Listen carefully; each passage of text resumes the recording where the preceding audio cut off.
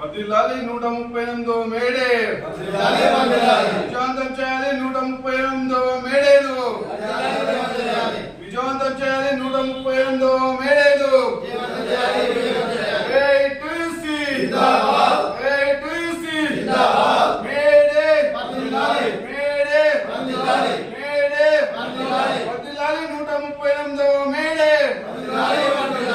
విజయవంతం చేయాలి 138వ మేడేలు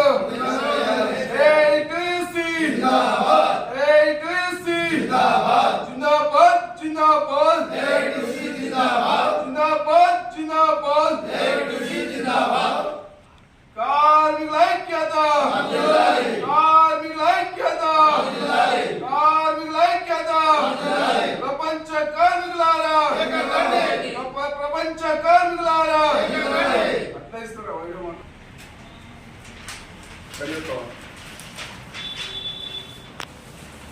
ఈరోజు సిద్దిపేట పట్టణంలోని ఎడ్ల గురువారెడ్డి భవనంలో 138వ మేడేను విజయవంతం చేయాలని చెప్పేసి వాల్ పోస్టర్ విడుదల చేయడం జరిగింది. అమెరికా నగరంలోని చికాగో అమెరికా రాష్ట్రంలోని చికాగో నగరంలో 8 గంటల పని దినాల కోసం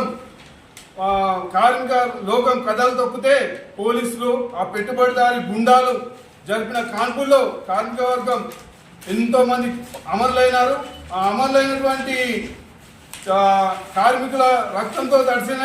జెండానే మన ఎర్ర జెండా అని చెప్పేసి దాన్ని మేడే స్ఫూర్తిగా తీసుకొని 138 సంవత్సరాలుగా మేడేను విజయవంతం చేసుకుంటూ వస్తున్నటువంటి కార్మిక లోకానికి సిద్దిపేట జిల్లా ఏఐటీసీ పక్షాన విప్లవాన్ని తెలియజేస్తూ ఈరోజు ఈ వచ్చే మేడే